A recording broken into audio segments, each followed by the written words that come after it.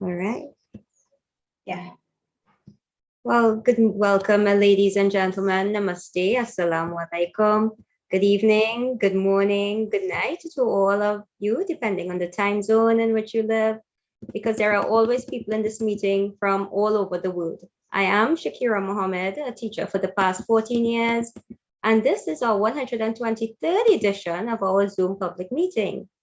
We wish to sincerely thank all those who have contributed in whatever way to the success of this ongoing Pan-Indo-Caribbean and Pan-Indian Diaspora Global Project. For 122 unbroken continuous weeks, we have been here every single Sunday. In the past 2 years, 6 months, and 1 week, we have featured over 410 presenters from all parts of the world, speaking on 122 topics. Ladies and gentlemen, this is a weekly forum being hosted by the Indo-Caribbean Cultural Center, a legally registered research and publishing company operating since 2010. And like today, we often partner with the Amina Ghafoor Institute for the study of indentureship and its legacies, led by Professor David Dabidine. In order to continue this weekly program and to make it bigger and better, we are asking to kindly give us your suggestions as well as donations, where you can contact Dr. Mahabir for details. Before we hear our distinguished panel of speakers, let us extend Yawm Nabi greetings to our Muslim brothers and sisters. Yawm Nabi, also known as Maulid Nabi, is the celebration of the birthday of Prophet Muhammad, peace and blessings be upon him. We would also like to take this opportunity to show a 1-minute video clip of Ram Leela celebrations, which ends tonight in Palmy's Park in Trinidad. Ram Leela is perhaps the oldest living form of free outdoor open-air folk theater in the Caribbean, but it is hardly featured in the media. So we could like to ask Raveen to play the 1-minute video.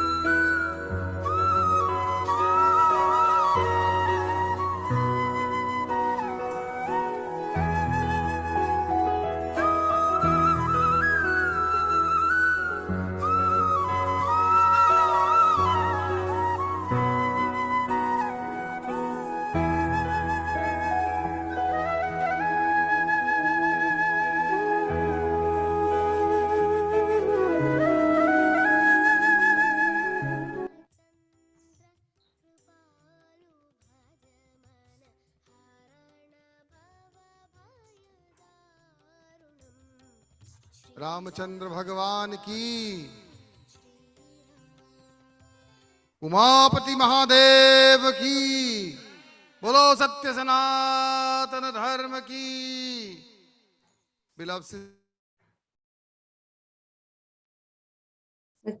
Thank you, Raveen. That was it's truly a beautiful sight to visit and see the Ram Leela celebrations. So in 2008, the United Nations, UNESCO, declared that Ram Leela be recognized as one of the intangible cultural heritage of humanity. Yet our media in Trinidad gives little coverage to it, but it's absolutely beautiful to see. Ladies and gentlemen, our moderator for this evening or tonight is Shalama Mohammed, the co-director of this Zoom platform, who is a business teacher and researcher from Trinidad and Tobago.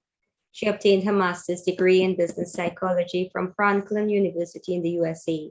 She's a strong advocate for health and wellness practices based on traditional and alternative healing. Shalma, welcome. Please take over. Thanks, Shakir. Assalamu alaikum to everyone. Namaste and a very, very warm welcome. I want to say thank you very much for choosing to spend this part of your Sunday or your Monday morning with us. Ladies and gentlemen, this public meeting will take the usual form of a panel discussion, followed by a question and answer session. To avoid trolls invading our program, our IT manager, Robin Ramsingh, has muted everyone. and has given permission to the speakers only to share their screens. Speakers, you're advised not to admit anyone or unmute anyone or allow anyone to share screens, please. This meeting should not exceed 2 hours. And today, what we'll be talking about, as you all would have been aware, portrayals of Indians in the diaspora by the media, discriminated against, muted, marginalized, or made invisible. We know that consumption of traditional and digital media has increased in every country in the world over the last several years. And there are some questions that we want to address today.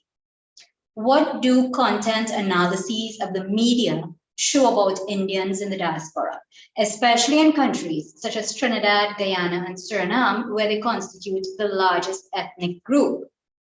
To what extent are Indian cultural art forms and artists featured in the entertainment sections of the newspapers? Are Indian children seeing themselves mirrored equitably in the media? Do advertisements in these multi-ethnic societies reflect diversity, equity, and inclusion? Are Indian men discriminated against, erased, or made invisible? Are Indians in the diaspora made to feel alien, devalued, and as second-class citizens in their own nations? And lastly, does the media promote and grant legitimacy to certain cultural art forms at the expense of others? Answers to these questions are critical in building a peaceful, harmonious, just, inclusive, and progressive multicultural society. So let us now hear from our panel of distinguished speakers to address these questions. And we begin with Professor Yasmin Alibai-Brown from England. She's a journalist, broadcaster, and author, and a part-time professor of journalism at Middlesex University. Dr. Yasmin is also the co-founder of the charity British Muslims for Secular Democracy. Welcome. You can now speak for about 20 minutes. I think I was told 12, but that's fine. Hi, everybody. Very good to meet you across the world. I'm just going to tell you a bit about myself so you can locate me if you like. I was born and raised in Uganda, and like all the brown-skinned people in Uganda, we were dispossessed in 1972. And those of us with British passports, and only those of us with British passports, were admitted into the UK. And others were kind of thrown around the world. So many of them were stateless. So some ended up in Canada, the US, Australia, across Europe. Some went to India. So the diaspora kind of was, we had another diasporic experience, if you like. And in a way, it kind of informs what I'm going to say and who I am. I did my first degree in Uganda at the wonderful university there. There was only one university that the British managed to build in all those years. But it was a very wonderful university.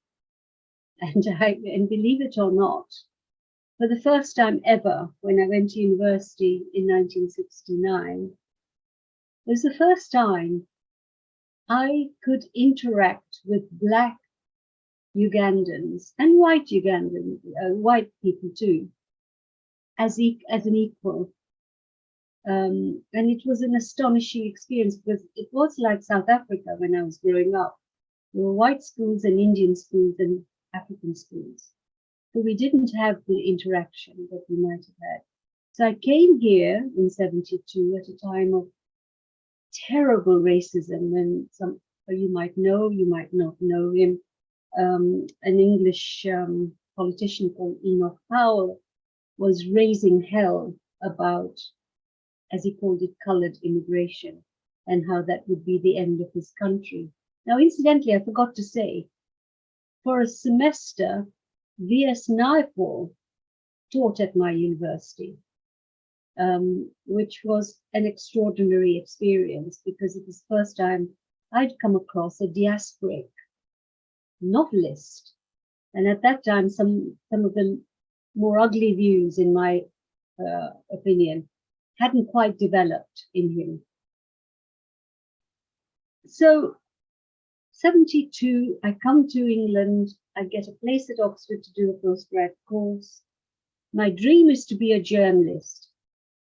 Oxford completely debilitated me and took away my confidence. And so I went kind of and did everything else for about 10, 12 years. And then one morning got up and wrote a column and sent it to the Guardian, and it was published. And that's how the journey started. By then I was 37 years old, and I was the first journalist of colour in the UK to get a column on a national newspaper. That doesn't say I am wonderful. That tells you what the situation was like in 1989, that there was no room, no scope for Black or Asian. We don't use the term Indian in the way the Caribbean does. We use the term Asian. Gary Young, who is of Caribbean origin, was the second person of colour. He came a year later, and we remained very, very close friends. And at that time, and in at least the first 10, 12 years, my answer to the questions you've asked would be yes, to all of them. But now, my answer to those questions is a very loud no. A lot has happened to change the British media landscape, more than I ever thought possible, when a few of us were lonely people trying to get our voices heard, when you were treated very badly in the newsrooms. You weren't paid the same as white journalists. You never had a contract. You always were, you were made to feel grateful. Even the Guardian, the famous Guardian, I remember once being paid so little money that I asked the editor why I was being paid so little money. And he said, you should feel grateful for writing for the Guardian. So that was the landscape when I started. And as I said, the landscape today in several ways is very different. There are so many Asian journalists in broadcasting and the newspapers today that when I was Googling earlier, I didn't know half of them. And that's a brilliant thing. We used to know every one of us who was in this game, and now we have a critical mass. And that means that all kinds of things that happened to me when I started just simply couldn't happen today. It doesn't mean that Asian and Black journalists are treated justly or fairly and in wonderful ways.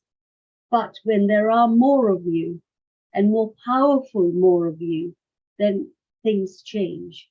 So I'm suggesting, I'll just list some of my favorite journalists of Indian heritage: Satnam Sanghera, Naga Munchetti, Anita Anand, Michelle Hussain, Nikki Bedi, Riz Latif, Bani Chowdhury, Darshana Soni, Sangeeta Miska, Razia Iqbal, Adil Ray, Krishan Guru Murthy, and the list goes on and on and on. What that means is that the way stories are covered changes, because there's always people there to challenge the old stereotypical way of doing it. There are always people who will say, actually, you can't say that. You don't know anything about, what Muslims are, how they live in the East End of London. And so there's great strength, both in the fact that there are more of us, and also that more of us come from those backgrounds which we bring to the job. Frankly, although we have some amazing white journalists, and I would in no way demonize them all, some of them worked very hard to understand what was going on in the communities, but they were still on the outside. And now we have so many more insiders who are able to fill in the gaps, actually. You know, but just recently, a white journalist who was at the paper at the same time as me at the Independent said to me, recently, we were together for 20 years. I had no idea there were two kinds of Muslims. I said, well, only two? And what might this new information be? And he said, well, I had no idea about Shia and Sunni. And I just laughed to think that in 2022, he was a very good journalist and a very nice man, but he had no idea about Shia and Sunnis. And he thought this is a great development. So, you know, there's still some work to do. So that's the good news. And I think Britain has been more progressive in this sense than, say, France or Germany, where there is still a battle. And it's partly because Britain developed a middle class with Asians and Black people far faster than some of our the European countries. And once there was money and power and intellectual strength, they couldn't hold us out or down. But I would also say now that since Brexit, almost in the lead up to Brexit, to now, there's been another very negative development in the media landscape. What was absolutely, I thought we'd seen off, the kind of racism I remember facing and feeling when I came here, and previous generations of Caribbeans, brown and Black, had suffered awfully and lived through in the 60s. That shameless, wounding, deliberate, conscious racism, which the in-between years had made us feel, okay, that was then, things are different now. And, you know, you think about the novels of Hanif Qureshi, what he was describing as what he experienced. We all thought those days were gone. Well, no, they're not. They're really back. And partly it's because of social media, but then it spills over from social media onto the real media and then into real lives. A new report just out this week showed that there's been the number of racially aggravated incidents, assaults, and verbal attacks is higher today, as high as it was in 2017, which was the highest for many years. So as I speak, everywhere around me, including in my own life, this brutal racism, which is built now not so much on the color of our skin, but on a nationalist ownership of these islands.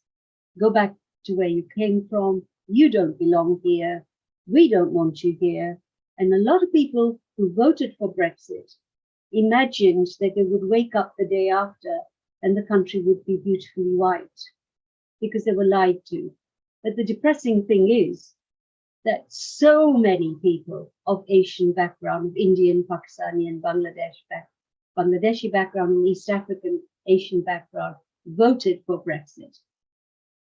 One of the most depressing things that I've witnessed as a journalist and as a citizen. And they're now waking up to what it was really about, the rise of neo-fascism, as the wonderful Irish journalist Fintan O'Toole writes frequently about in the Irish Times. The signs are everywhere.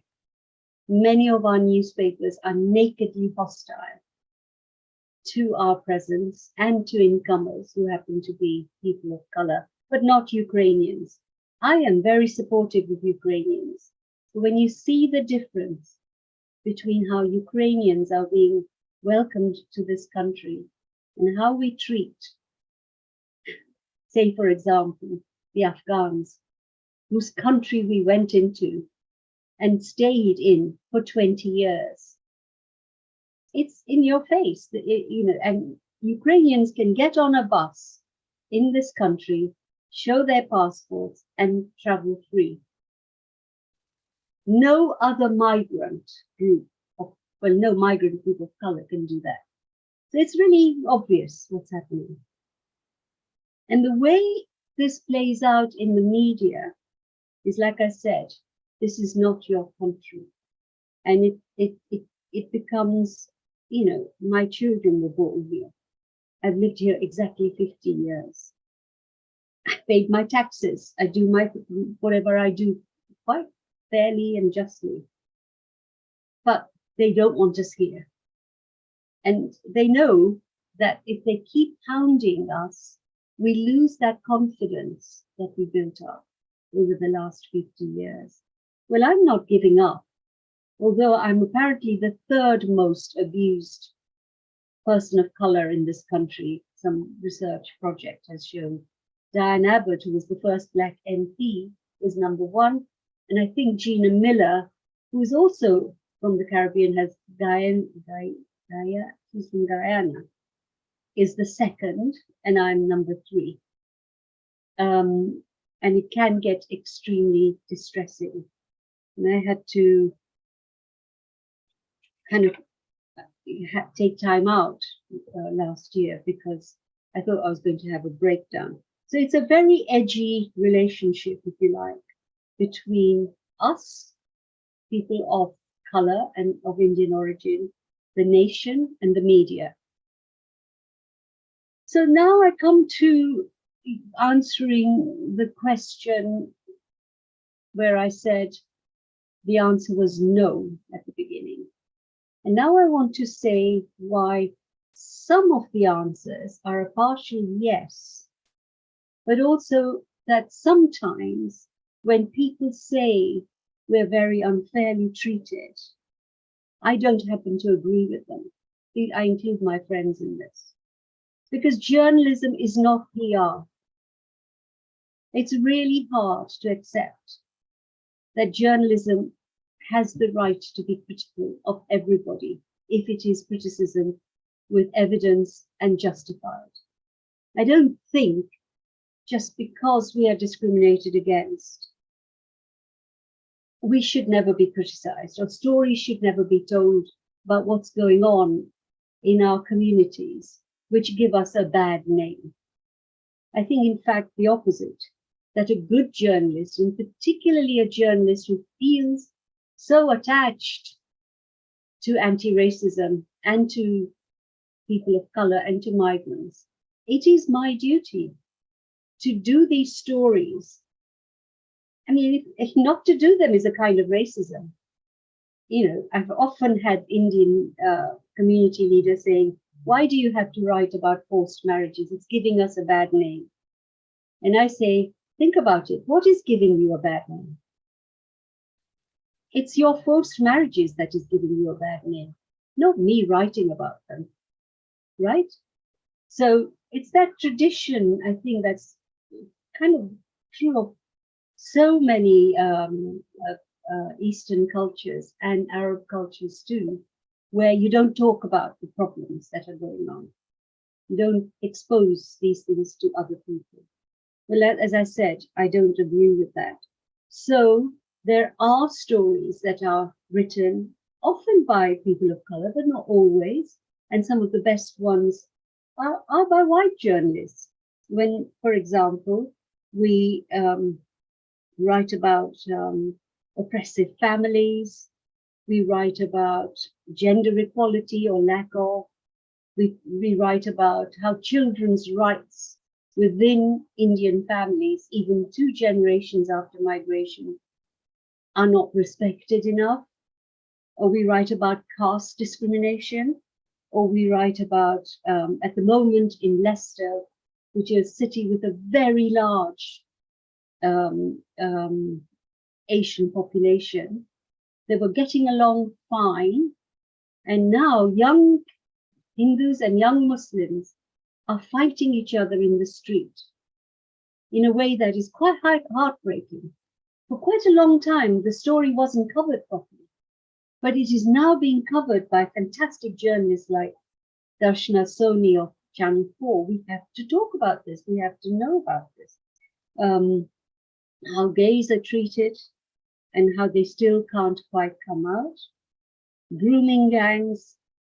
And for me, now the big political story I am doing and I feel I must do is how we have Priti Patel, one of the most powerful conservative politicians in this country, and Suella Braverman, who is who has replaced us, both of Indian origin, both from the diaspora, have become so vilely anti-immigrant that Suella Braverman, I don't know if people will have heard, said last week, I have a dream that I will see planes taking what she calls illegal migrants, many of them are asylum seekers, to Rwanda on a plane. I don't know if anybody, all of you know, that Priti Patel brought in this appalling idea that those people who didn't apply for status in their own country, if they turned up here, she would ship them off, fly them off to Rwanda, which has a terrible human rights record. Suella Braverman, Rishi Sunak, and Priti Patel, their families were migrants. And they weren't even desperate migrants. They were economic migrants who wanted a better life. And so when we criticize them, we're often accused of being part of the conspiratorial media trying to bring down Indian people. Well, I'm sorry, I simply don't buy that. Finally, I do agree that in the right-wing papers, day after day, certain groups are picked upon in the most unfair way. Top of the list are British Muslims.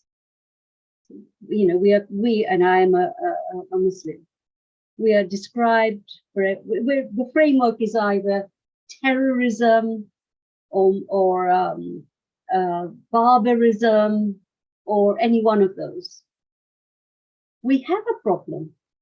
We do have people, young people who've been drawn into terrorism. I will never not deny that, and I've written about it. But that's the way any Muslim story is cast. We have also got a new problem where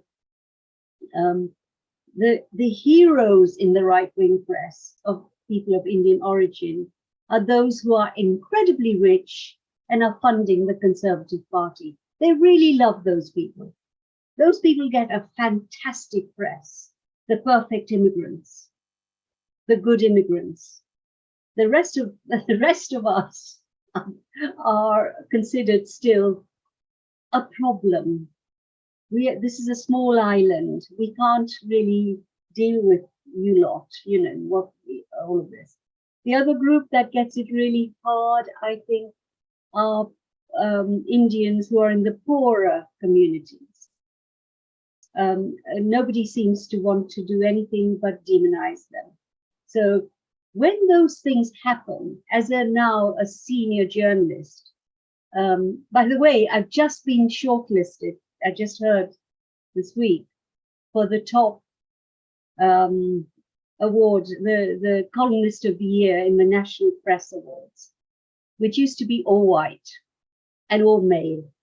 And I won it a few years ago, and I've just been shortlisted, which is and actually it's really interesting, 3 people of Indian background.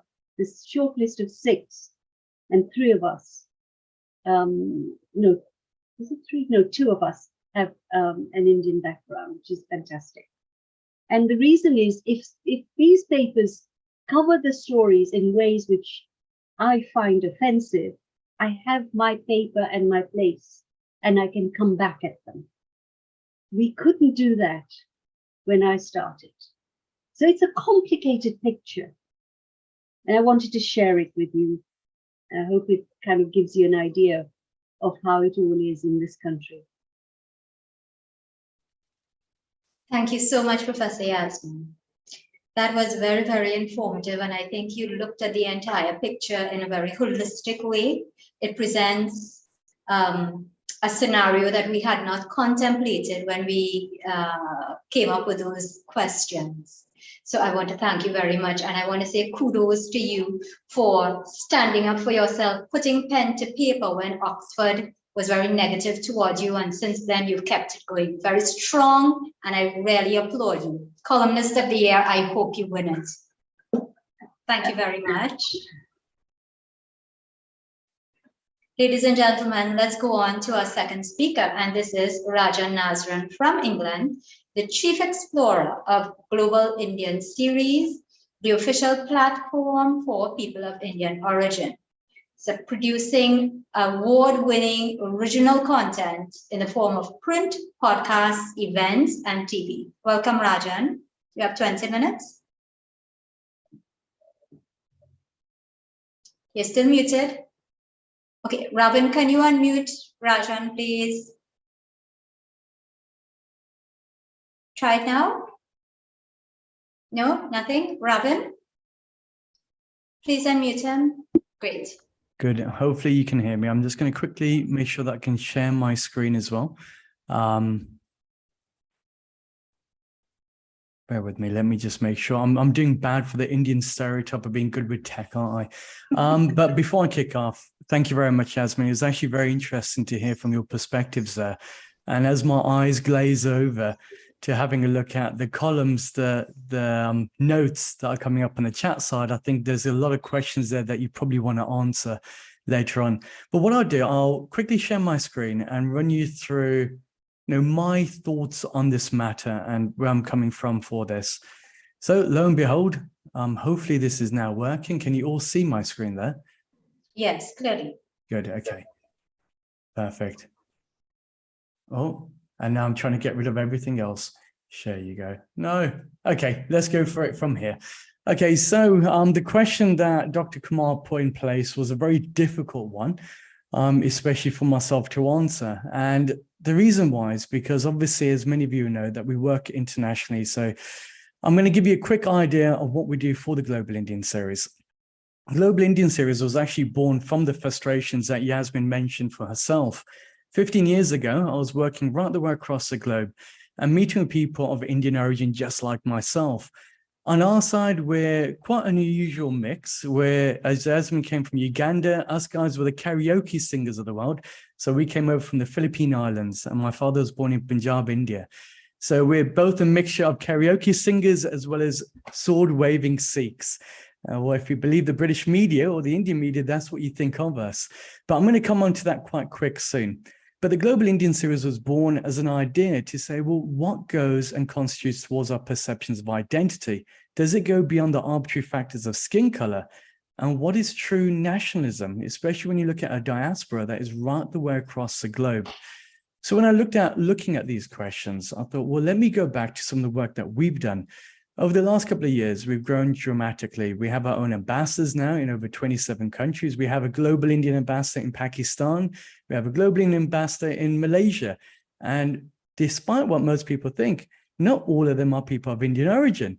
And the reason why we utilized that was to say, actually, why don't we have a look at the diaspora in those places and see what more comes together? Our ambassadors are former heads of states, they're ministers, members of the House of Lords in the UK, through to very well-known actors and activists. We've also hosted events across the globe. We did a representation event in the UK through our ambassador here. And the whole reason why she set that up was, again, because of the lack of representation of South Asians in the media, especially that when it came to stage shows. So we've been in this area for quite a long time. And unfortunately, my gray beard has been there for even longer. So I've been to over 65 countries so far across the globe. Many of you would know I've been held hostage over my work. So we believe in what we do. We've been shot at. We've been in Sierra Leone during the Ebola crisis, right the way across the planet. We've also done long-form journalism that appears in the Indian Express in India. We've done stuff with the Miami Herald where we broke news stories that really looked at the way that people look at nations and, more importantly, ask the pertinent questions behind that. Our work's been debated in the Vatican. We've also taken certain members of the political parties to court in particular countries. And through our ambassadors program, we've supported over 20,000 lives across Africa. Many of you will probably recognize this young man here, Govinda Gir. He did the Goodness Gracious Me sketches through to everything else. I can see that smile, Yasmin. So Kuli is actually my dear friend, he's my mentor. So he's one of the challenging voices behind me that kind of gets me to do all the stuff that I do. So when I was looking at this question, I thought, well, what best to do than delve into my own meandering experiences from across the globe and see what it was like for me there. So here together, I put a little collage of me across the globe in various ages. I'm not going to let you guess how old I was in each one because I'll be very stunned. But the first one is over in Sierra Leone. Second one is in Ethiopia with the Prime Minister, in Nigeria, in Malawi with the then PM, in Malta, in Grenada, Portugal, on radio, over in West Africa, India, Zambia, Uganda, where I did a big interview piece with President Museveni. You can probably recognize Sodir there. For those of you who's in the Caribbean, you probably recognize Moses Nagamuta here, the former PM for Guyana. And as many of you will know, the former president of Guyana is the ambassador at large. So we've been right the way across the globe. And the reason why I wanted to do that was saying, well, from my experiences in these countries, what was that mooring experience that we don't really ask each other? And so I thought, well, the question comes down to first and foremost is, well, what does it mean to be bloody Indian? Because let's face it, we have 50 Shades of Grey, the movie, but we've also got 50 Shades of Brown. And that's getting worse and worse and worse. And also the deeper question was, well, what creates our national connections to those countries? Because if we're going to go and take a deep dive and say, well, have we been marginalized? Have we been discriminated? Well, we're going to have to ask ourselves, well, are we actually seen as nationals of those countries? And what does that feel like, especially in places like Trinidad and Tobago? So that's kind of what I started looking into first. And the question started to come up even deeper, saying, well, in this wonderful, wacky world of virtue signaling, and the second one of vote harvesting, well, are we an Indian diaspora that is owned by India, or are we people of Indian origin? And if we look at ourselves as people of Indian origin, what does that actually mean? And therefore, what is our now connection to each other and those locations? So my mind, as you can imagine, Dr. Kumar, was spinning out of control. But what I want to do is go back to a couple of conversations we had recorded on our podcast to give me a bit of certainty. So you're going to hear a couple of the extracts from some of the things, and I think you're going to see where my mind's coming into. So the first one is with one of our advisors actually for Naz and Roth, and I think he's a very familiar face for many of you over in the Caribbean, especially in the place called Trinidad and Tobago. Now, I'm hoping that this is going to work, and I hope he can hear it as well. Can you hear this? Can you hear the video, by the way? No. No? Oh, no. Okay. Let me find a way to make sure that could you let me share my audio? Is that possible? Sure, Robin, can you assist, please? So you'll have to restart the share, and when you're sharing, there's an option to share audio at the bottom. Okay, so restart the share. And here we go. Share, and then share sound. There you go. Done.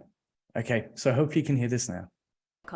Tries to sort of break that down into making a kind of monolithic Trinidad culture that everybody has to fit into, and where it's defined by steel pan and calypso and limbo or whatever, carnival, where that is truly national culture, but but Pagua is not, or Diwali is not, and the UNC in our part here has always been inclusive, that all these things are legitimately Trinidadian. That's been a sort of long-standing, let's say, culture war.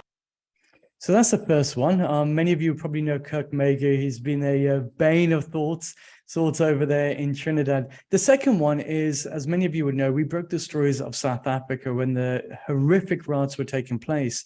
The silence from the international media was deafening. But the reason why we really held on to this is because this was not just a South Asian issue. This was a humanitarian issue. This voice clip came from, again, one of our podcasts, long-serving podcasts, and it comes from a very famous radio host in South Africa. You're going to want to listen to this as well. In the media to say Indian TV, events, podcasts.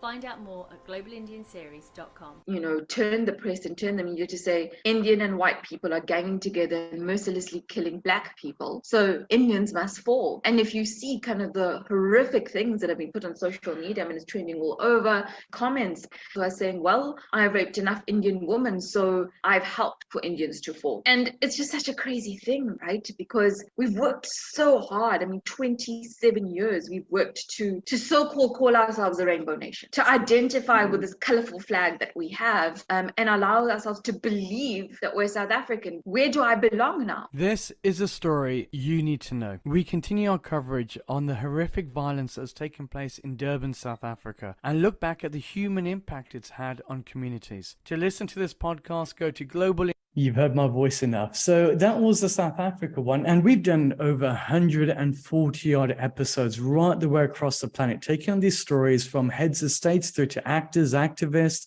you name it, plunging ourselves into what the whole idea of identity is and some of the bigger questions that we refuse to ask. Now, I've been very lucky because I've been able to travel to many of these destinations. And I've also been very unlucky because I've got the added value of being able to see from every echelon of society, from a head of state through to corporates, to the person on the street. And so I thought, okay, now from this base point of experience, of exposed experience, and having to have the lashes from the international media on the same time as that, let me look at this question from afar.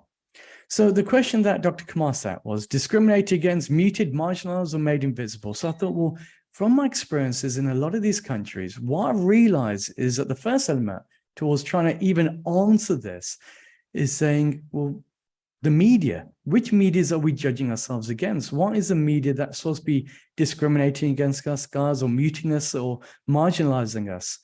Is it a local population media? Is the media representing the national papers? And therefore it starts answering a bigger issue, saying, well, why are South Asians not getting enough coverage within these international papers?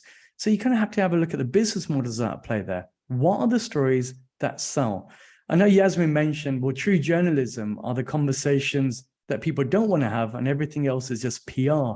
And I think along that lines, I think the reality is there as well. Media and the news, especially now, is PR. It's very rare that we see articles written without fear or favor. And as we see those people in the ivory towers that are very close to whichever political party it may be, the big funders and the big donors, we're seeing that this spread is getting deeper and deeper and deeper. And we're in this really segmented area. Second thing I started thinking about was what engagement v sales. You mentioned at the beginning, well, it's a social media revolution. What is the point of a revolution if it's not for all, as Napoleon said once? Well, when we have a look at social media and we think about, well, what voices matter most, we have to think about, well, what gets the biggest engagement and what provides the biggest sales for products. And so what I started to do is having a look at the Black Lives Matter. Now, everyone knows where my standing point is with this, but what I found interesting is that had this predominant news cycle right the way across the globe. But we also sort of saw a lot of merchandise being sold at the back end of that.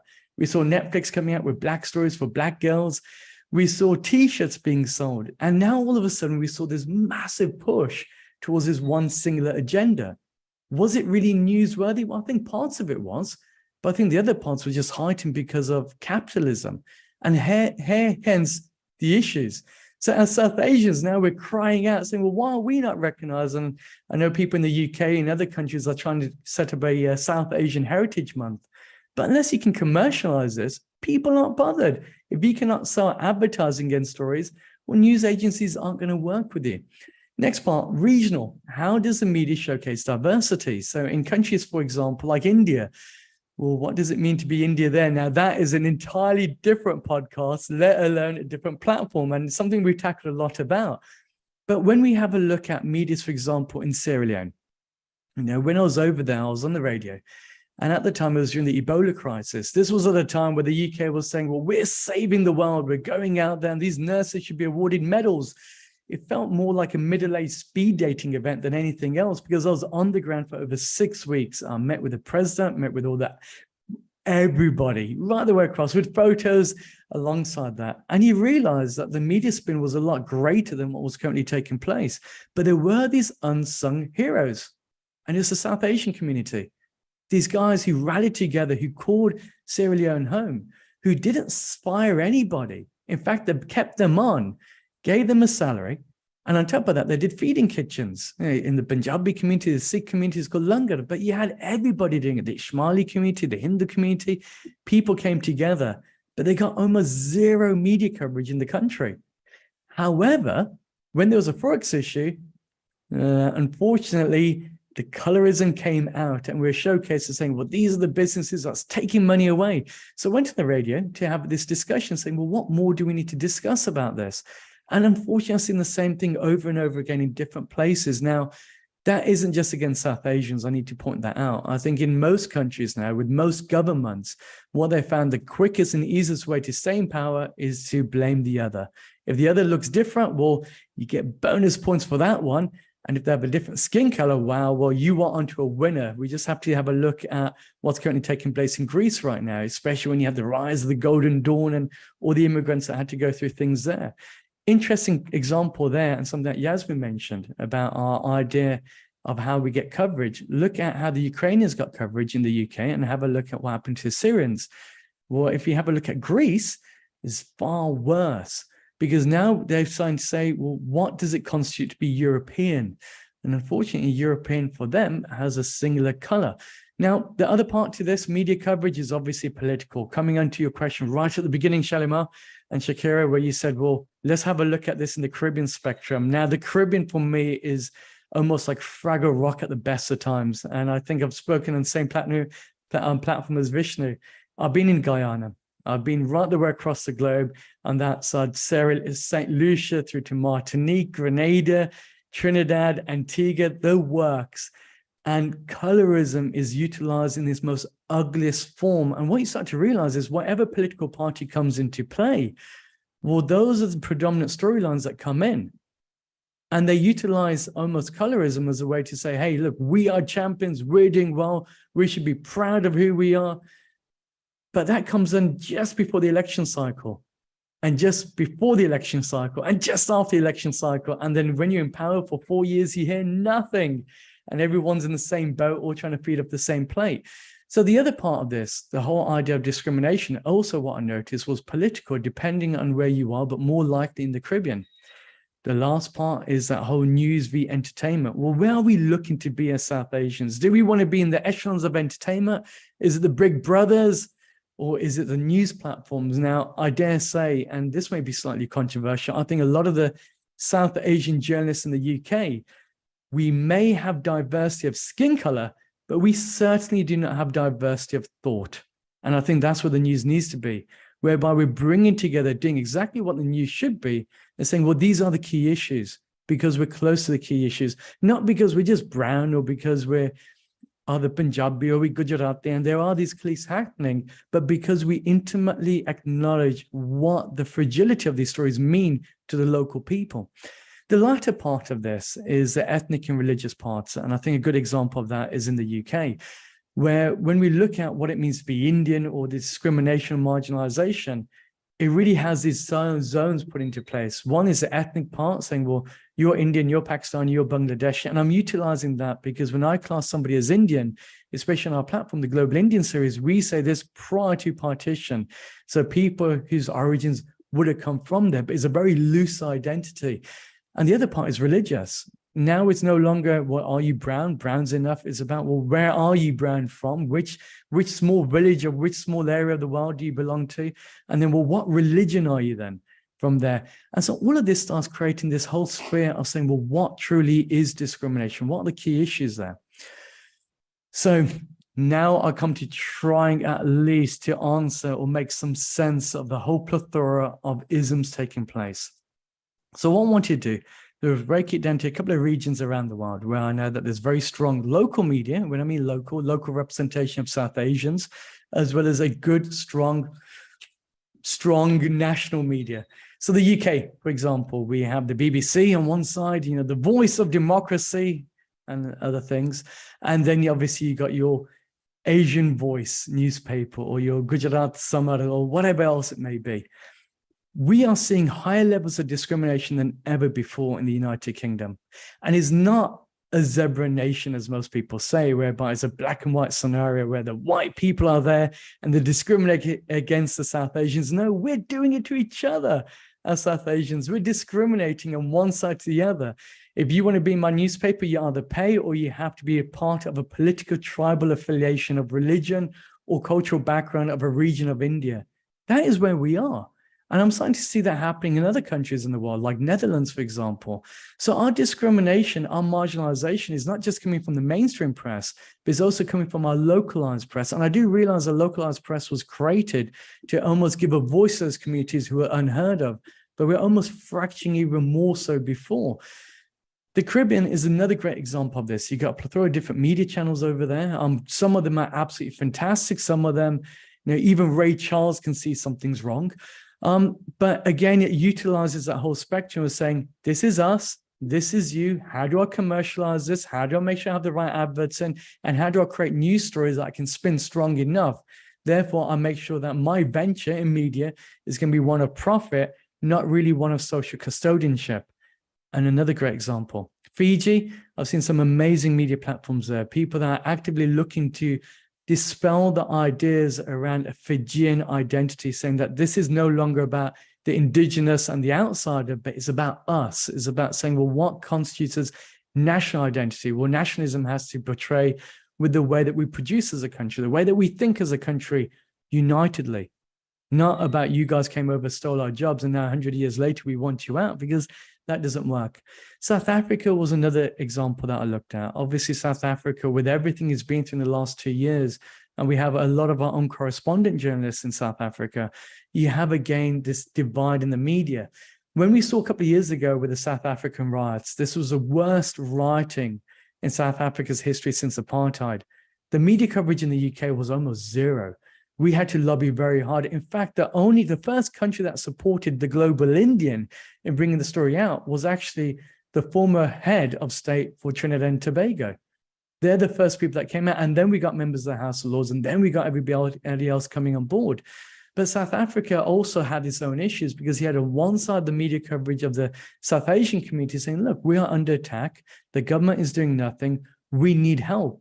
And then you had the national media of South Africa saying, well, hang on, you Indians, not South African Indians, not Indo-South Africans, but you Indians have done X, Y, and Z. And that was a really horrific situation taking place, and something that we had to look into. So to wrap up, I can see that the hand has been signaled up. So the question was meaningful coverage. Who do we want to be represented, and how does it work? Where are the channels that we need to be in? And I want to go into more details of the case studies, but I know that I'm at the end of my 20-minute spectrum, unless Shalimar and Shakira, you want to give me that reassuring nod to say, Rajan, you may continue, but if I can't, it's fine. You can keep your solemn smile. But one thing that I have seen that I think— Rajan, 2 minutes? 2 minutes to wrap up.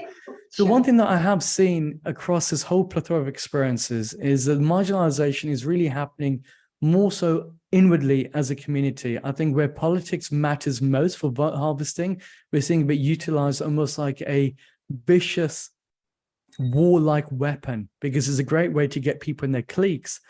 And I think in the UK's perspective, and going back to something I said earlier, the UK is on the verge of becoming a zebra nation, something that's happening in South Africa, because when we had a look at the Black Lives Matter campaign, we realized then when you had a look at the media, all the coverage on Netflix, it became literally about black and white, and it became about skin color. And it was one of the saddest things, because I thought Black Lives Matter was about readdressing the ideas of identity. Now, I know that I spoke for over 20 minutes. I probably haven't answered any questions, so I'm probably made for British politics after all. But hopefully that gives you a bit of an idea about the international experience, some of the things that us guys have seen. And as you can see here, I gave a quick breakdown of my ideas of how the South Asians were kind of seen in some of the different countries. And Uganda, I specifically see it as virtue signaling. I think South Asians have been utilized as a flag for that. I think a lot of the South Asians have done that intentionally as well. That's the end of that, but I'm sure there's going to be many more questions to come. But here is the end of my presentation. Thank you very much. Thank you so much, Rajan. You are always insightful, and it's always a pleasure to have you on this program. So whatever else you needed to share that you weren't able to in 20 minutes, 22 minutes or so, I'm sure you'll be able to do in your question and answer segment. I know people want to ask you questions. So thank you so very much for sharing. Ladies and gentlemen, we now move on to speaker number 3, and this is someone who's so well known to you all, Dr. Kumar Mahabir, an anthropologist, university lecturer, and of course, the executive director of this ICC Zoom program. He's the co-founder and co-editor as well of the free digital paper, Indo-Caribbean.com. Welcome, Dr. Mahabir. I hope 20 minutes will be okay for you.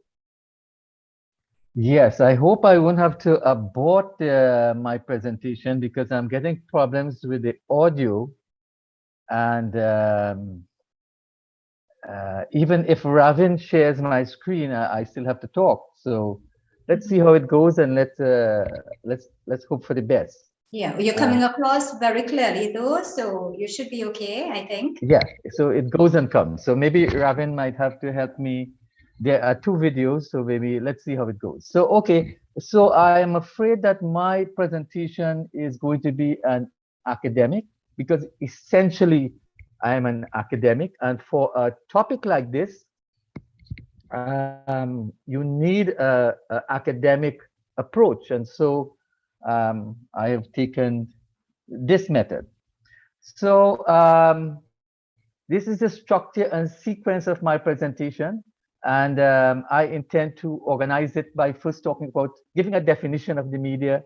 I will tell you my research questions, show you the population of Trinidad and Tobago with respect to ethnicity, and tell you a little bit about my methodology, literature review, theoretical framework, data and data analysis, and the future research and conclusion. But I won't bore you with all of these jargon and so on. I will just run through quickly and really kind of linger on the graphs and the tables that I have, the statistics. So definition of media divided into 2 categories: the old media and the new digital media, like Facebook and so on. New media and the old media being newspapers and so on. We consider print media, that is newspapers and magazines and so on, to be old media, and it is often believed that it's dying globally, which is true. A lot of newspapers are closing up, downsizing, laying off workers and so on.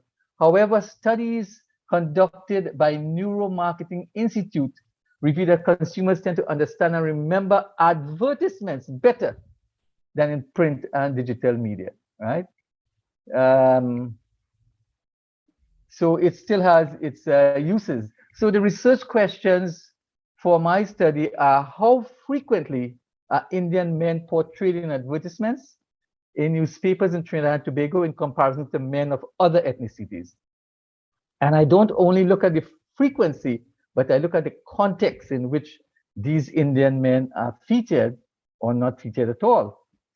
How are they portrayed in terms of profession? So you can tell an age, you can tell in an advertisement the profession of the person by the dress, the uniform, and so on, the context again. And how are they depicted to women? So this is important for gender studies and important generally. And which companies include marginalized or exclude Indian men in their ads? And we need to identify these companies. It's important again. So this is the population by ethnicity in Trinidad and Tobago. And you are going to see here that when we look at the CSO official statistics last taken in 2011, East Indians comprise the largest ethnic group in the yellow column. So we should expect them to be the majority group in advertisements. And Africans the second largest, but it's just really a difference by about 1%. They're almost equal in number, then they should be equal in number in advertisements. Mixed Afros and Indos called Douglas, and this is an official term in the statistics. make up about 7 to 8% of the population there, as you can see. And then there are mixed persons who are different from Douglas. They constitute 15% of the population. So the methodology, I use content analysis as my research method for the objective, systematic, and quantitative description of the context in advertisement.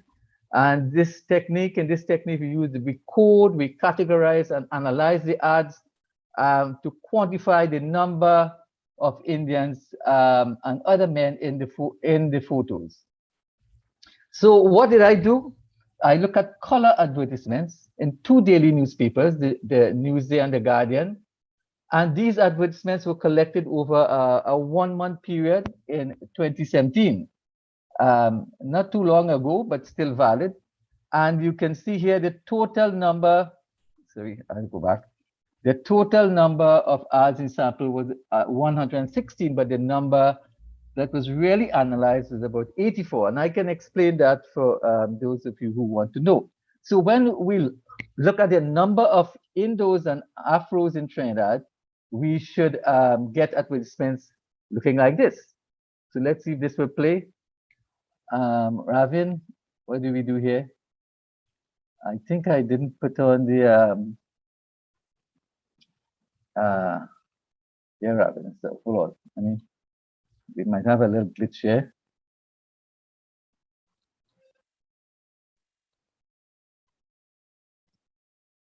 Okay, it's not showing, so we will move ahead. Maybe we'll show it at the end. And this ad really depicts Indians and Africans in equal proportions. So this is a groundbreaking research. Much literature has been written on masculinity and the marginalization of males in the Caribbean, generally.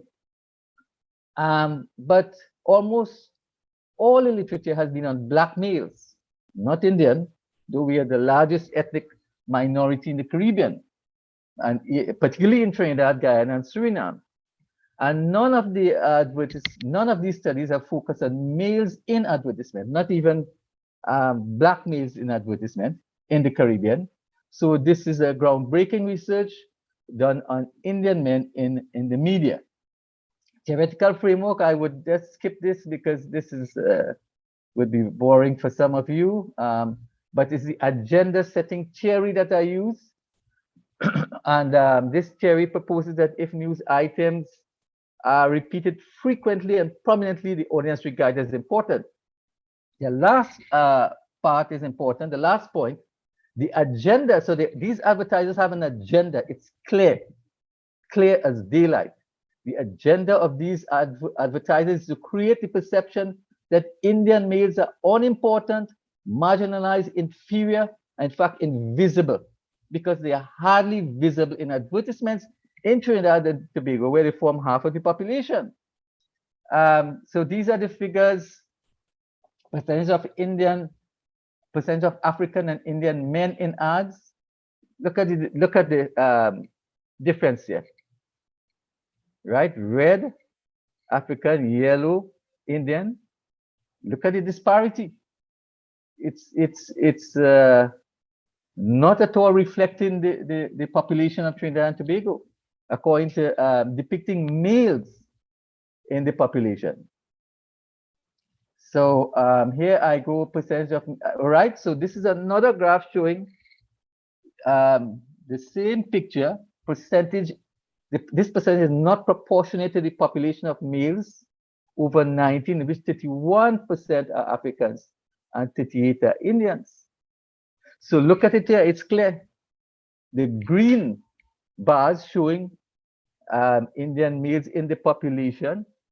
The red bar on the left, African males in advertisement. The yellow, Indian males in advertisement. Big disparity. And so there's a gross overrepresentation of African and an underrepresentation of Indian men in these advertisements. When we look at all the ethnicities of men in advertisement, look at the disparity here again, right? African men 61%, Even Caucasian and Hispanic are more than Indian, and they form a small, about 1% of the population. Yet they feature 15% in the advertisement, and Indians are 11%. So so Indian men are hardly featured in advertisements. This one is B-Mobile, telecommunication advertisement, featured men in advertisement.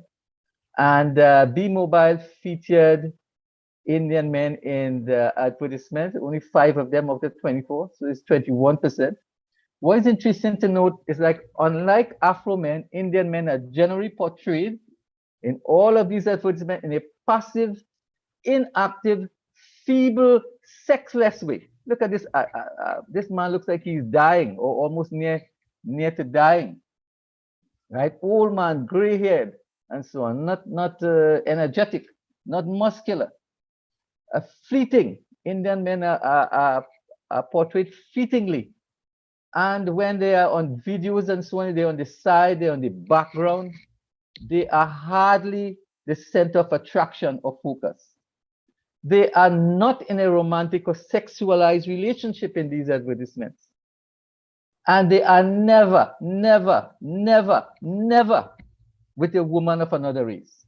It's always the opposite. So the following caption. So we have to identify the companies in Trinidad and Tobago: Coalfire, NLCB, Westby Supermarket, Amalgamated. They never feature Indian men in their advertisement. So, Ravin, I don't think we could play this again. I'm not sure. Is that working? All right, so we skip it. And we go for future research, and then the conclusion, and I'm done. Future research should focus on a larger sample of advertisements. I have just looked at newspapers for 1 month, 2 daily so-called national newspapers, as well as the news item, right? The news item, I look at ad, they need to look at the use in the print and electronic and digital media. We also need to study the new media as well. This is a typical advertisement that you would see. Typical in Trinidad and Tobago. It's never the opposite. And we have 8% of the population being Douglas, right? Officially classified as such. I am sure not all the Douglas children that you see have Indian mothers, right? They would have Indian fathers too. So why is not an Indian man portrayed with a black woman or a woman of other race? So future research, the study should also focus on which ethnic group dominates advertising. We have to find out who is in these advertising departments and these agencies, and find out what ethnic group constitute the majority of the staff in these media houses. Who is calling the shots? Who is making these decisions? But of course, in my research, I've also found that when Indian businesses produce an advertisement, it's just like the one that we're seeing here. It is because they self-discriminate. They want to fit the norm. And there's a whole psychology about that. This is how when you have political parties that are Indian dominated, like the PDP in Guyana, you have reverse discrimination and that kind of thing. So in conclusion, the marginalization of Indian men in the visual media would obviously have negative effects on women, children, and the society, because there is no balance, there is no equity, there is no inclusion, there is no diversity, or very little of it. Advertisers need to be more sensitive to their multiracial, multi-ethnic clientele. And if Indian men feel that they are overly discriminated against, they have to make noise by agitation and boycotts of the goods and services of the offending companies. So thank you very much. At least I think I was able to pull through without the glitches, except for the video that I couldn't show, the 2 videos. But maybe, Ravin, if at the end sometime we can probably show it, if you can pull it up. Thank you very much. Thank you. Can you try showing it from your desktop? Open it on your desktop and share that screen instead. Ravin has it. Yeah, yeah. Okay. So this is how advertisements. Santana boy, I ain't pay my rent. They cut my lights and I spent out all my money for Christmas and Patsy now put me out. Santana, what I gonna do? Narang boy, you need fast money. Play Fast Cash. Fast Cash? Yeah, Fast Cash. The game that draws every 3 minutes and you can win up to $30 on every $1 you play. Narang, you must win. Patsy will take you back for sure. Santana boy is a genius. From now on, I only playing Fast Cash. Fast Cash, the fastest way to win. Anyway. Available at all NLCD locations. Must be 18 years and older. Right, so that was an ad showing inclusion, equity, diversity. This is a trailer of the movie. And again, we see depiction, almost the marginalization of the Indian man. He's not seen as strong and romantic, as someone who women should adore and befriend and even marry and have sex with. Go ahead, Ravin.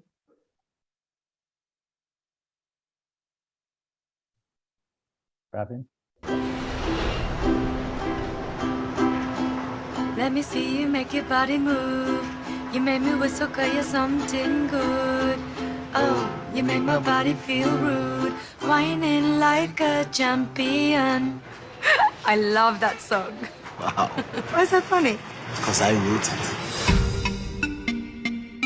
Friends, welcome to our famous Trinidadian hospitality. Tonight is going to be amazing.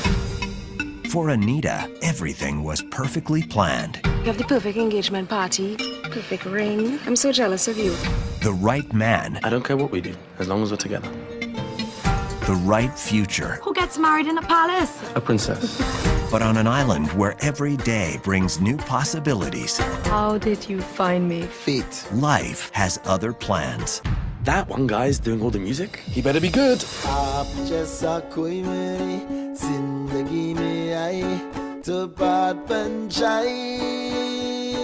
we go. You can get lost in music. The whole world is black and white. And then boom, everything's in color. It makes me feel...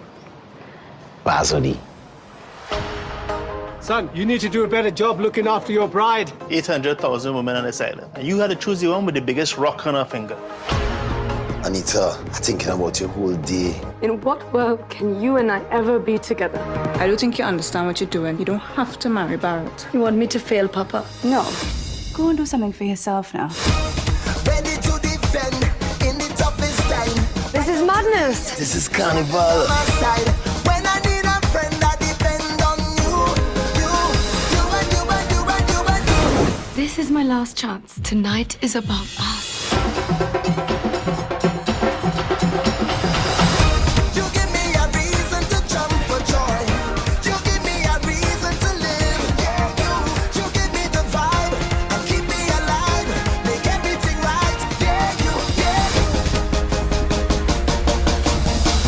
That's Basodi.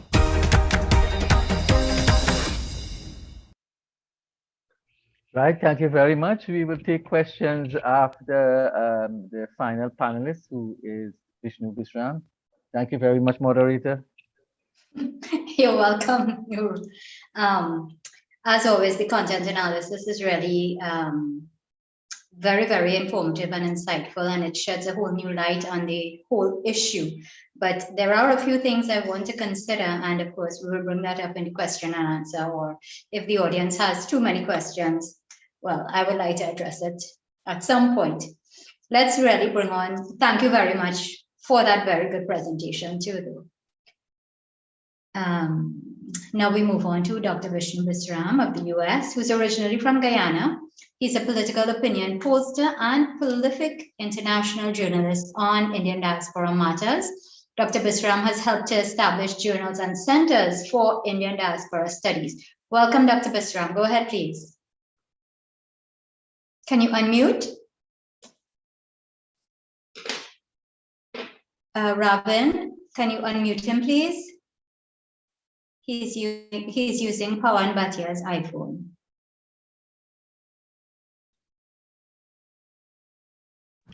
Okay, so yes, I'm unmuted now. So from time to time, you may not be able to see me. I'm using my hand phone as opposed to a regular um, a laptop or stable computer, stationary computer.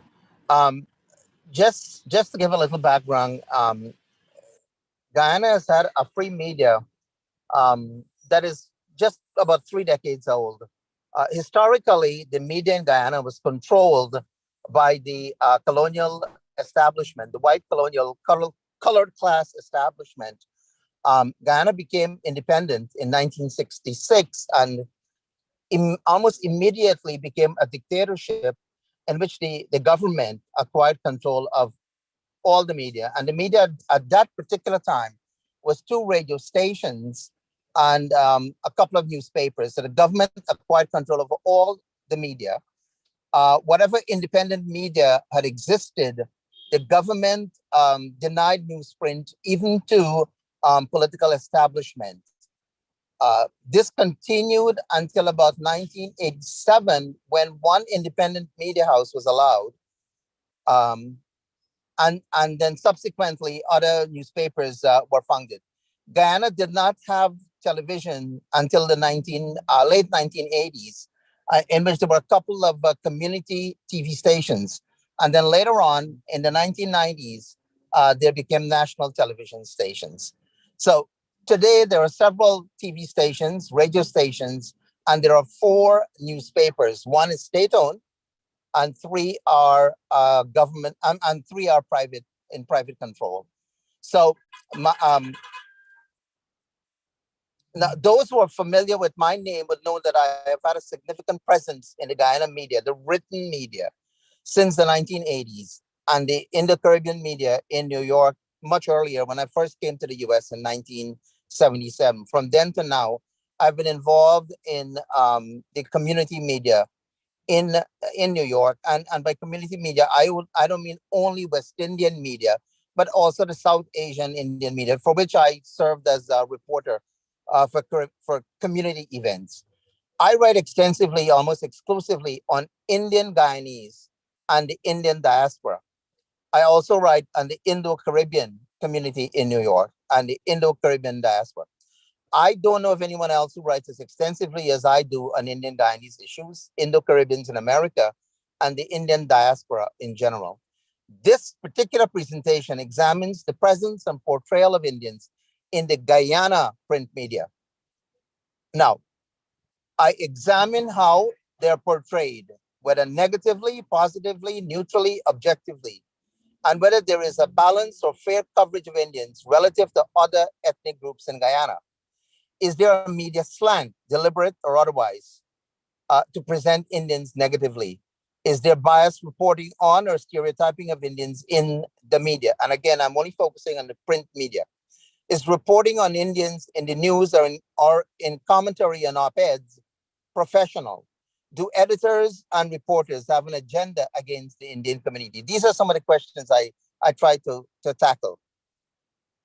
Now, I used a content analysis methodology, not dissimilar, say, from the approach of Dr. Kumar Mahabir in analyzing the portrayal of Indians in advertisements in Trinidad. I analyzed the presence, meaning the number and approximate percentage of Indian reporters, journalists, editors in the written media in Guyana, and the amount or the average percentage of coverage of Indians, whether they are positive, negative, and neutral. By positive is meant favorable reporting of activities or events pertaining to Indians. That is, their accomplishments or achievements, religious functions, agricultural productivity, business, affirmative or favorable role model, outstanding personalities, or those who have distinguished themselves, and the like. By negative portrayal, I refer to such coverage as their involvement in crime, or being victims of crime, or articles that are demeaning to Indians and denigrating to them, or their culture or faith, or presenting them in a lowly status or state. Objective or neutral portrayal of Indians refer to articles that do not cast Indians in a negative or positive, praiseworthy light, such as their involvement in sports or other activities, without any comment on them or their contributions. Overall, Indians have had a very limited presence in the media as staff or as personnel, and their coverage of Indian issues and events are very minimal and hardly positive. The Indian composition of the population in Guyana is approximately 40%. The African composition is 30%. The mix is of about 20%, and the Amerindians or native Indians is about 10%. There is a sprinkling of other groups such as the Portuguese and local whites and some Brazilians that constitute less than 1% of the population. Although Indians constitute 40% of the population, their employment and overall presence in the media is very small compared with their proportion of the population. And the positive coverage in the media is even smaller. Positive articles on or about Indians are very rare and far in between those that cast Indians in a negative or bad light. Their negative portrayal in the media is significantly higher than the positives. Neutral or objective portrayal of Indians is also comparatively small when measured against the negatives, higher than the positive, but lower than the negatives. With regards to the Indian presence in the media, it is minuscule. Just a small number of Indians work in the media, at about 35 out about 25 out of 135. And there isn't a strong or significant Indian ideology or Indian-oriented journalists in the media. In other words, of the 25, those who are employed, they don't have an Indian ideology. They're not Indian ideologues, and they don't have an Indian orientation. There are virtually no Indian ideologues, those who possess or have or promote a positive Indian image in the media, except for one each in two newspapers, both of which tend to be pro-government or towards the ruling party. The state-owned newspaper called the Guyana Chronicle and the Guyana Times, which is a private publication, but aligned with the ruling party, the Indian-oriented People's Progressive Party.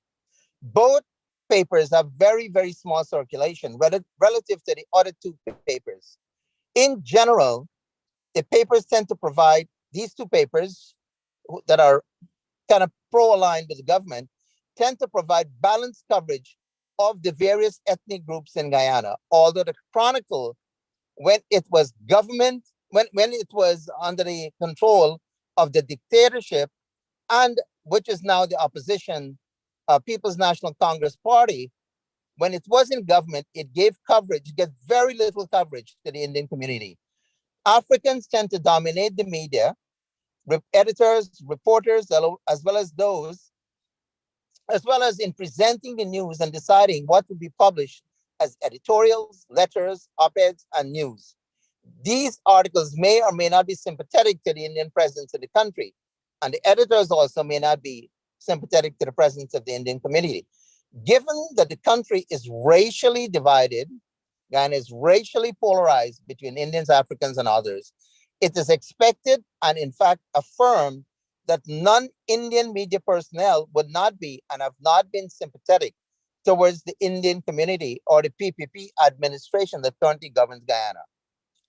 The PPP is described by African journalists as an Indian-oriented political party and an Indian-oriented government, even though less than half of the cabinet of the current government is Indian.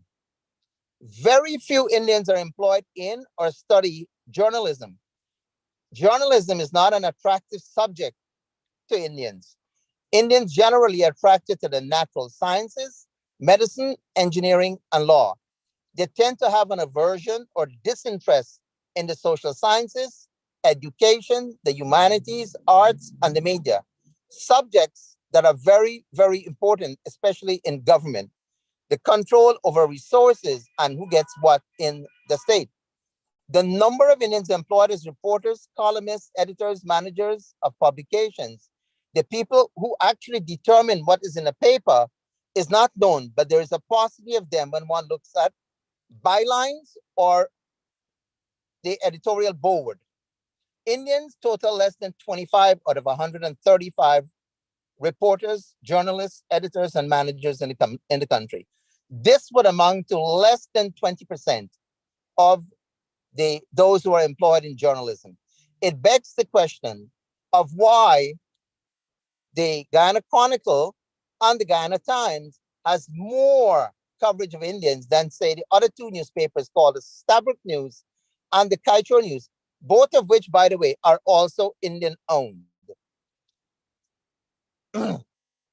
Now, when Indians are owners, managers, or editors of media, they self-discriminate, just as the reverse discrimination they practice when they are in government. This suicidal behavior Indians practice take all forms. One example is the creolization of the Indian community. It's a self-harm phenomena by Indians that needs to be studied by psychologists.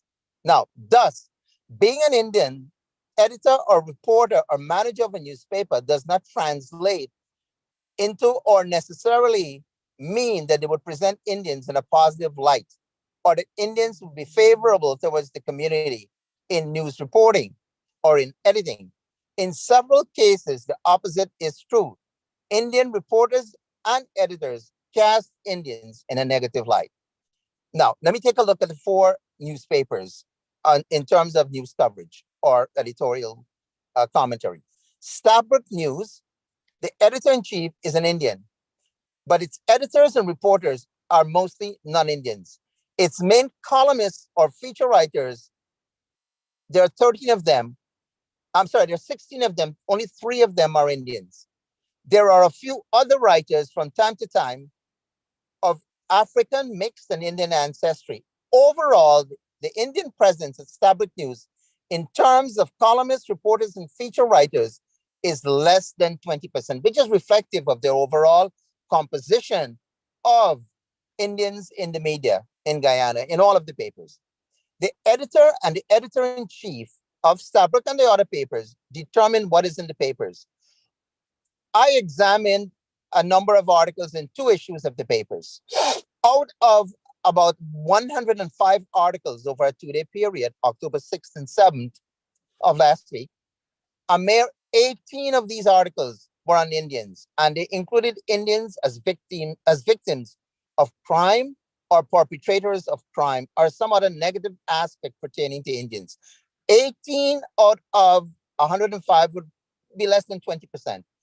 There was only 1 article with a positive report on or image of Indians, and 3 articles that were sort of neutral. So this would suggest that only 1% of the coverage of the article, of the newspaper, gives a positive light of Indians. Now, let's take a look at Kaichor News. Kaichor News is owned by an Indian, Mr. Glenn Lau. Its editor-in-chief and its editors are all Africans. Most of its reporters are also non-Indians or Africans. And the Indian presence in the editing department is virtually nil. The people who report and edit the news are responsible for the content of the paper is over 90% non-Indian. The paper's dominant columnist, Freddie Kissoon, is an Indian, but he describes himself as not being Indian. And he said he's not influenced or motivated by race. He writes on general issues, not on the Indian community. There are a few other columnists, both Indians and non-Indians, and none of them write on Indian-related issues. African columnists, however, write on African issues, and that is also in the Stabroek News, where the African writers focus on African issues, but the 3 Indian columnists in the Stabroek News do not focus on Indian issues, and the couple of Indian columnists in the Kaichor News, again, do not focus on Indian-related issues. The Guyana Times, another private publication, the staff is more reflective of the Indian community. It's about 50% Indians and 50% non-Indians. Its editor-in-chief and most of its editors are Indians. Its main consultant is an Indian ideologue, Mr. Ravi Dev. Its reporters are almost evenly balanced between Indians and non-Indians. Its coverage and news and events seem more favorable towards Indians. About 60% of its coverage is on Indians and 40% on non-Indians. The paper is generally seen and described by critics of the government as pro-government. The paper does not cast Indians or any group in a negative light, and there are several positive reports on the Indian community. The Guyana Chronicle is a state-owned newspaper and historically has had a dominant African presence going back since colonial times. During the 5 years tenure of the African-dominated government from May 2015 to August 2020, the paper was almost exclusively devoted and dedicated to the non-Indian communities. There was virtually nil reporting on Indians. Since the change in administration in August 2020, there has been an increasing number of Indians hired in the editorial department, as well as news reporters. There seem to be more or a balanced number of Indians in the editorial department and in management today than it was 2.5 years ago. There has also been an increase in articles and positive coverage of Indian Guyanese. The positive coverage of Indians is 15% of all articles that I examined. The paper does not focus or promote negative reporting on any community. Some 90% of its news reporting is on average is on non-Indians. As a state-owned newspaper, its focus is on reporting the activities of the government of the day, presenting a positive image of the government. As the data presented suggests, Indians get scant positive coverage in the 4 publications. Why? In general, besides being relatively small in number, the Indian reporters and editors and managers of the paper are not Indian-oriented, Indian ideologue. This may help to explain why Indians have limited positive press coverage. Only the editor of the Guyana Chronicle, Mr. Tejram Mahabir, and Ravi Dev, who is a consultant to Guyana Times, have an Indian ideological outlook, and they promote positive Indian coverage in their publications. Ravi Dev is viewed as a well-respected Indian ideologue, and he may well have had an influence in the positive cast of Indians in Guyana Times, which gives about 60% of its coverage to Indians. Anand Prasad, who is the editor-in-chief of Stabrook News, Tejram Mahabir of Guyana Chronicle, and Ravi Dev are all respected and the dominant voice in the papers where they are employed. Guyana Chronicle has to publish releases or take directives from the government. Anand Prasad is not seen or known as an Indian rights activist. Ravi Dev is. Glenn Lal, again an Indian, who's the publisher of Kaito News, which has an African editor-in-chief, has not shown any bias against the Indian community, but the positive reporting on Indians is almost absent. Now, my observations and discussion among media operatives is that there is a strong solidarity of Africans to hug the media space in Guyana. Such solidarity does not exist among the few Indians in the media. What is noticed is that even when even when Africans don't represent the cause of the PPP government in Guyana, the present government, they are accepted and are funded, perhaps with the expectations by the government that it would eventually come around to being friendly towards our pro-PPP government. Similar resources are not given to Indian journalists and Indian editors and reporters. Now, why are Indian views not reflected in the media? And why is there such an absence of Indians employed in the media? The media is dominated by non-Indians. The media tends to be urban-centered, and the Indian community in Guyana is rural-based. Non-Indians dominate the urban space. The few Indians who are in the media profession seek or want recognition for their work, promotion, status, and higher income in the media. These are offered by non-Indians in the media fraternity. Indian reporters and editors have to look at non-Indians for recognition and acceptance. Thus, they largely tend to focus on non-Indian issues from which they hope to gain the recognition, such as honors and awards, of the non-Indian media fraternity. Thus, there is hardly any space or a friendly or favorable environment conducive or encouraging the Indian media personnel to present a positive image of Indians. Writers like me, who mostly pen commentaries or letter reports on activities of the Indian Guyanese diaspora, sometimes get my pieces in Stabrook News and Kaito News. Almost all of my articles on Indian Guyanese Americans have gotten published in Guyana. People like me have written consistently over the last several decades on Indian culture, Indian issues, and the Indian presence in general. Sometimes my articles get published in the other papers.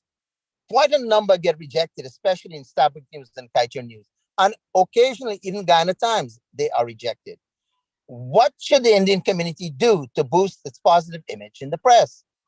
I suggest that we need to have an ethnic publication that focuses on the community, as we do in New York, and as recently as we have done on social media through ICDN as well as Indo-Caribbean Forum. We should encourage more Indians to join the profession by offering grants or scholarships for them to study journalism. And we should provide workshops to Indian reporters and editors to get them to become more Indian-oriented, if not Indian, to become Indian ideologues. We should bring the matter to the attention of the publishers so that they could give us greater publication space, as well as positive coverage in the media. So I have quite a bit of time remain, and I'll return my time for question and answers. I like that. Very interesting. Thank you very much, Dr. Visram. That was very, very insightful and excellent content analysis, well-balanced view of the situation in Guyana.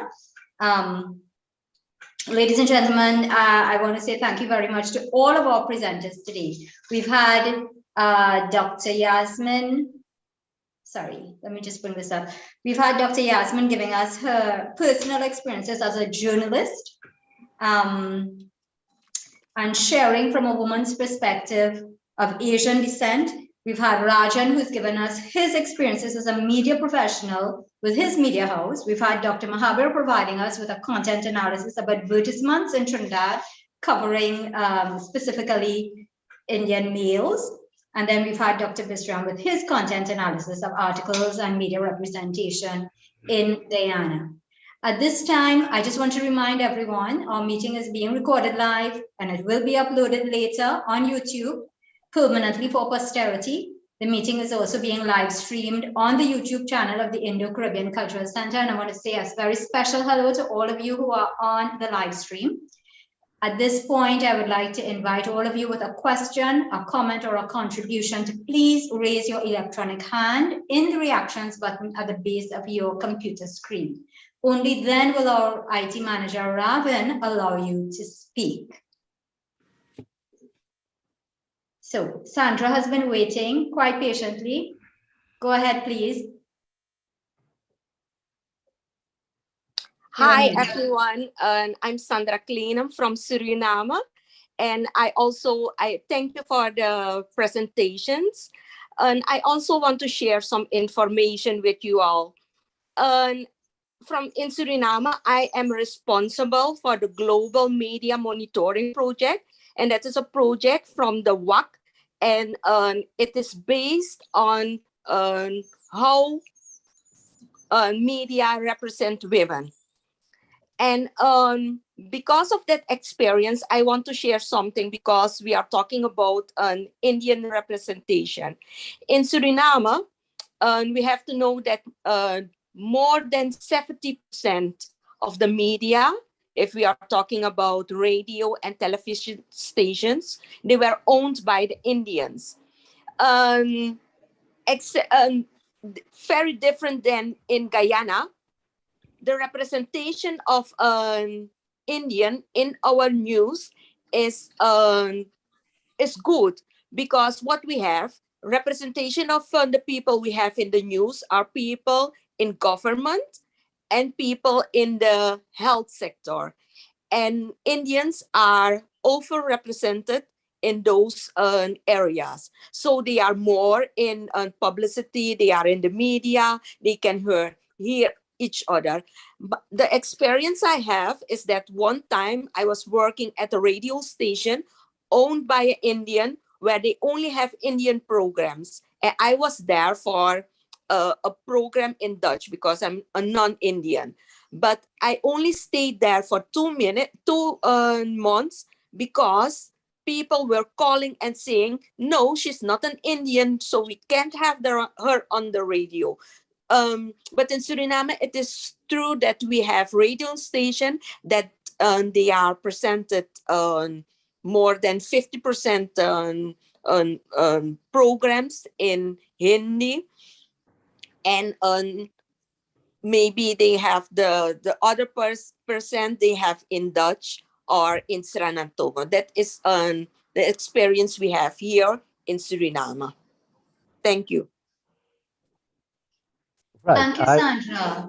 We really appreciate hearing from the Surinamese perspective, and from what you are saying, we gather that there's an overrepresentation of Indian programs, Indian presenters, Indianness in Suriname, which we are seeing the opposite of in the other, well, in Trinidad. Let me just keep it to Trinidad, and the other speakers will say everything. Dr. Mahabir, you wanted to say something? Yes. With respect to Suriname, I have been to Suriname about 5 times. I have not really written much about Suriname, but I have observed, and I intend to do some academic research, scientific research. From what I've observed is that, yes, there is more equity in Suriname, in the politics, in the media, and in the army, which is our topic next day, Indians in the army. And what struck me when I was visiting Suriname and being driven about by my good friend Mokam Singh Narinder is the billboards, big billboards on the highway with prominent Indian male figures. And I drew it to his attention. So there is equity, more equity, inclusion, and diversity there. And I note that you have a lot of ethnic radio stations.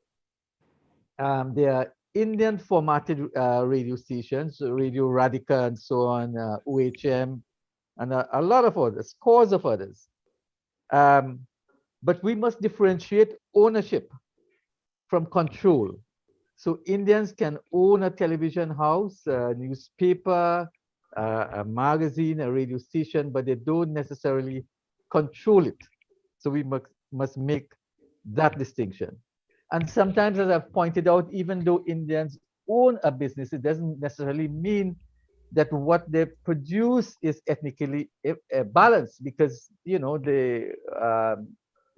want to be popular, they want to jump on the train, and they want to please. And as in politics, there's something called reverse discrimination, where you pander to the other groups that are making more noise. So appeasement, that's the term I was looking for, political appeasement. So then in this case, it might be media appeasement. So we have to distinguish between ownership of media houses and control of media houses. Thank you. Yeah, thank you very much for pointing that out. Sandra, I hope we got everything that you were trying to say clearly. Yes? I want to make a little point. I know that it is about an ownership of a radio station, etc. But still, also in the ownership, they are well represented here in Suriname. So there is a balance. There is a good balance. Thank you. Okay, great. Thank you so much. Bhaskar Sharma, please go ahead. Unmute. Hello. Yes, we're hearing you. My dear, I want to congratulate Dr. Kumar and yourself. This is an extremely valuable topic. We have been publishing here in Canada for the last 50 years, equality newspaper. By profession and training, I'm a classical music professor of music. Dr. Bishram has spoken very well, and I think I concur with what he said. What we need to see is more government interest in these publications, especially in Guyana. Why we should have an Indian-based government, although they claim to be broad-based, and do not bring us a balance in the media, if you know what I mean. It is important that even the, Dr. Bishram put it very nicely. Although we may have Indian publishers or editor-in-chief, the material that comes out is 80% African.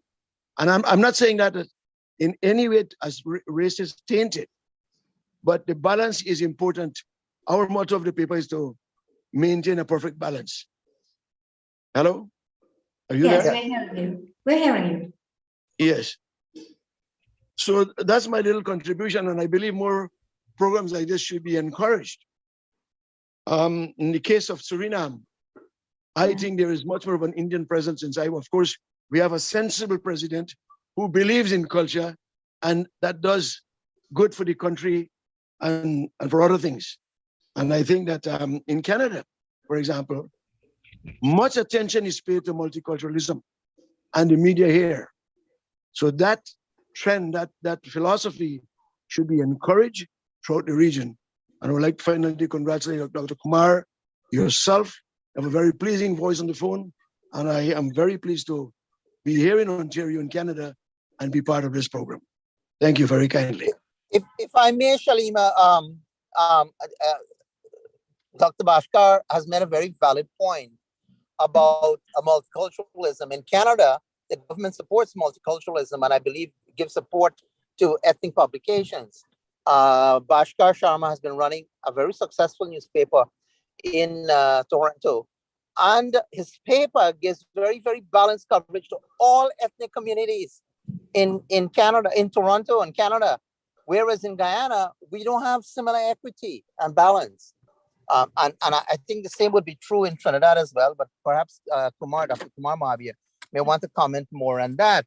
The government of Guyana should give support to publications, ethnic community publications like Equality, that wants to introduce its presence in Guyana, and I believe Bashkar has been trying to get that going in Canada as well as in Miami and other locations. So I want to commend his work in bringing balance in the media in Toronto and wherever else he has attempted to publish his weekly publication.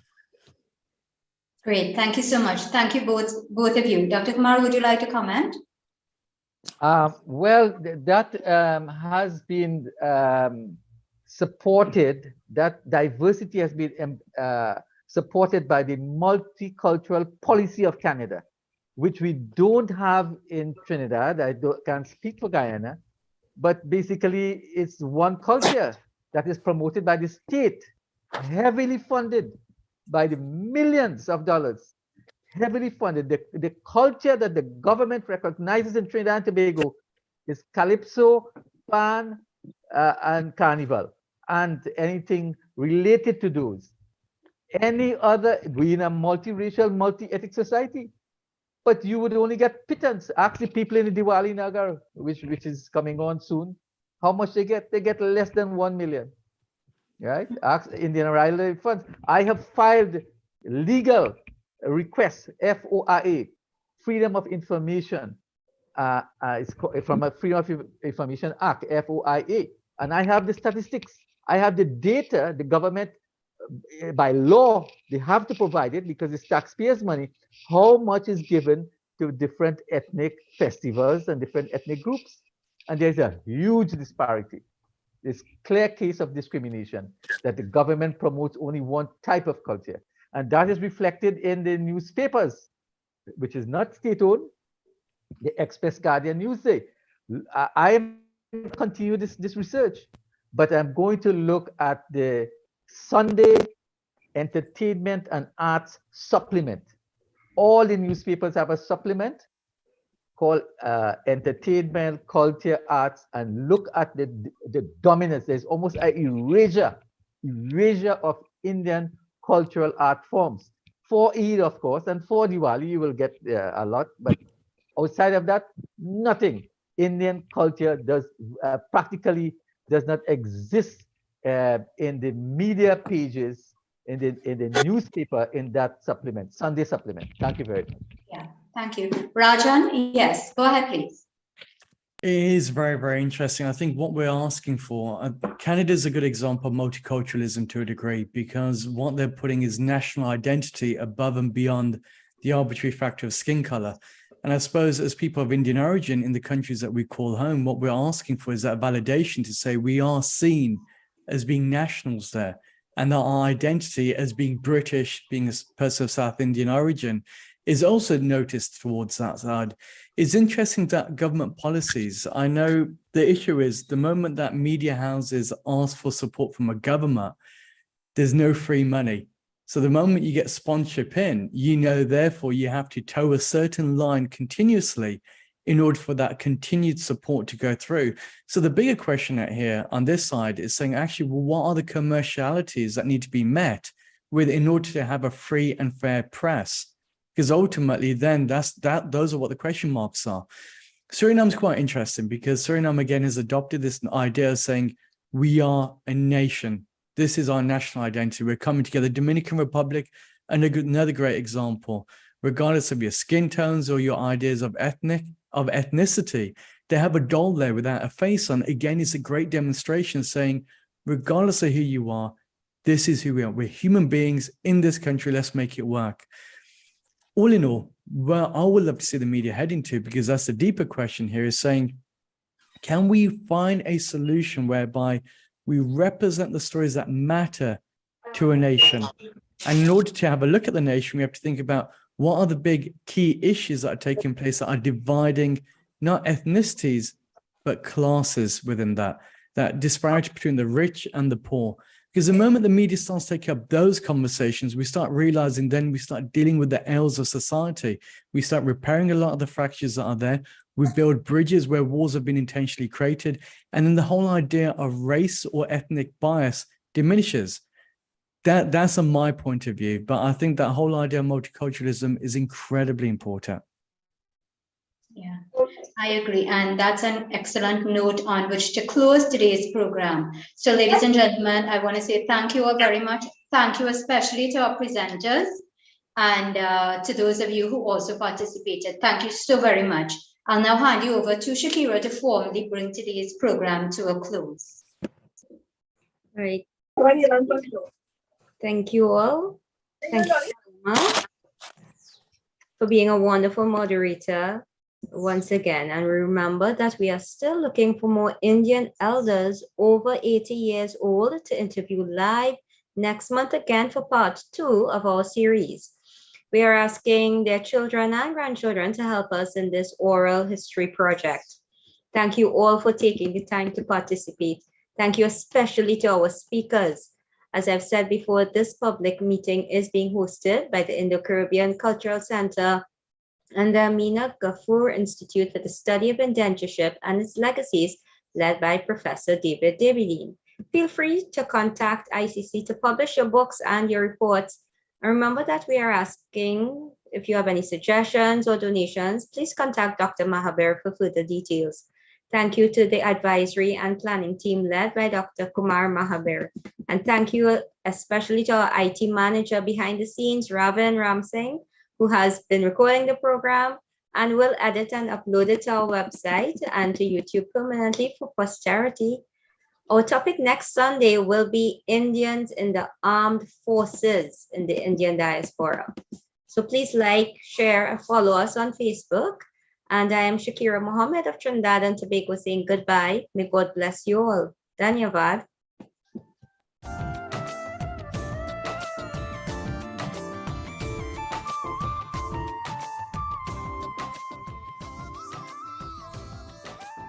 So thank you all very much for